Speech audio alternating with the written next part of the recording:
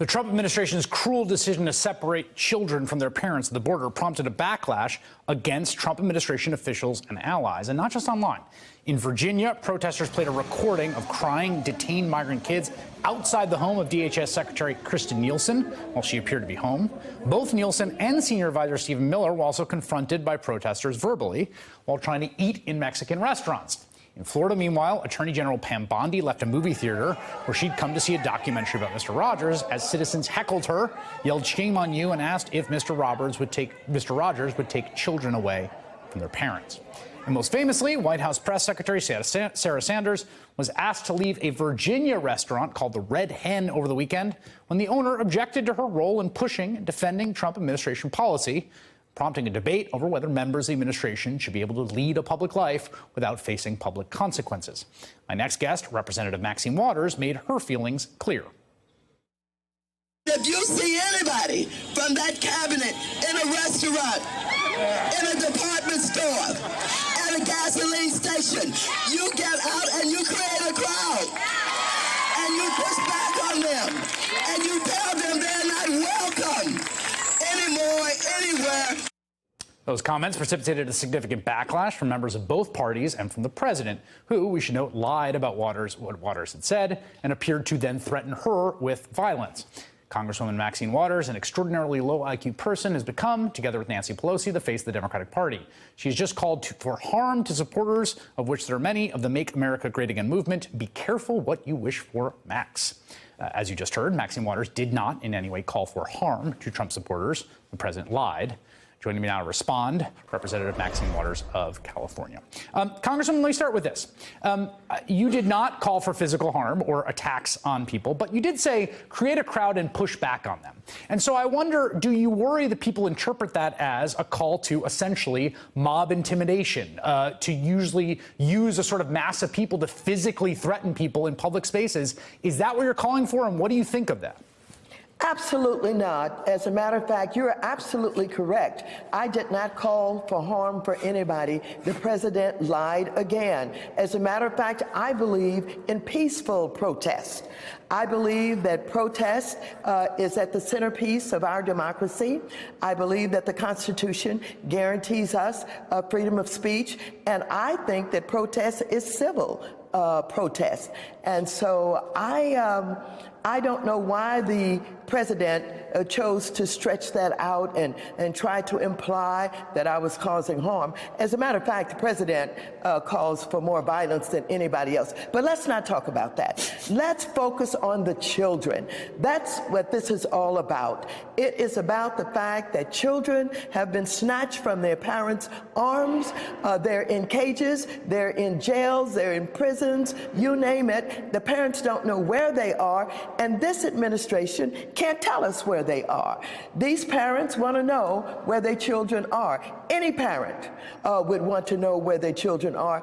Most parents in this country, seeing what is going on, where children have been separated from their mothers and their fathers, would feel absolutely outraged about the fact that that is happening. That's what we've got to focus on. This administration had better come up with a plan by which to connect these children and their parents. That's what I'm talking about. So I hear you on that, and I want to sort of follow up with the question that was posed by the Washington Post editorial board. But first, I also want you to respond to your Democratic colleagues who have sort of distanced themselves from your comments. And these are people, I should be clear, that I think agree with you fundamentally on the policy, right? They are against the family separation policy. They think it's outrageous and morally abominable.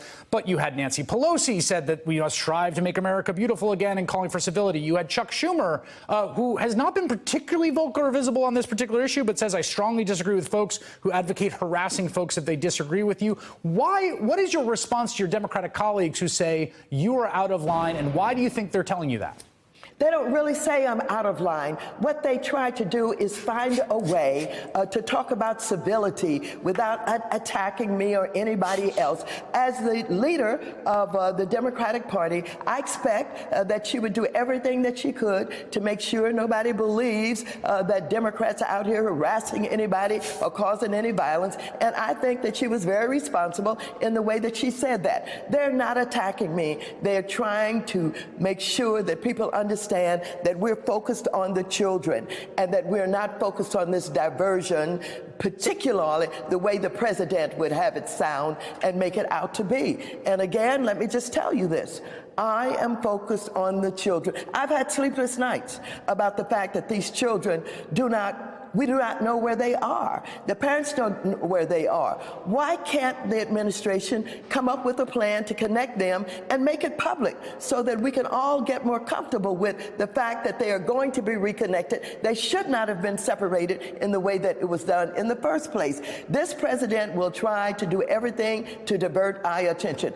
He calls me names, he calls everybody names. As a matter of fact, we expect that from him. But we've come too close to normalizing this president. Listen to some of his statements during his campaign and since he's been president. His violent statements, so I'll quote, "I'd like to punch him in the face." Another violent statement, "knock the crap out of them." Another one, "maybe he should have been roughed up." And then he goes on to say, "try not to hurt him, but if you do, I'll defend you in court. Don't worry about it." Now, if that's not creating violence and supporting violence, what is? I've said nothing like that. Right. I've talked about peaceful protests. Right. Yes. And I just want to be clear that you don't think that's a good idea. I mean, you don't approve of the president's language there. You wouldn't call for people to physically threaten, intimidate, or to attack anyone. I just want to be crystal clear on that because absolutely not. I would not in any way support any violence, anybody being hit or beaten, or then say to them, "I'll have to get you out of jail." This president is guilty of all of that. Don't forget that they created some of the most violent protests that we have ever seen, led by a president of the United States of America. I'm for the children. I'm for the parents. I want those children connected back to their parents. I want this president to come up with a plan where he can make us all comfortable that this is going to be done. Now, on the entire question of immigration, he's coming off even in another place. He's confused people, but he's not guaranteed us that he's going to get these children back to their parents. All right. Representative Maxine Waters, the president, addressing a crowd tonight, apparently talking about you. He seems to talk about you a tremendous amount. I thank you for taking some time to be with me tonight.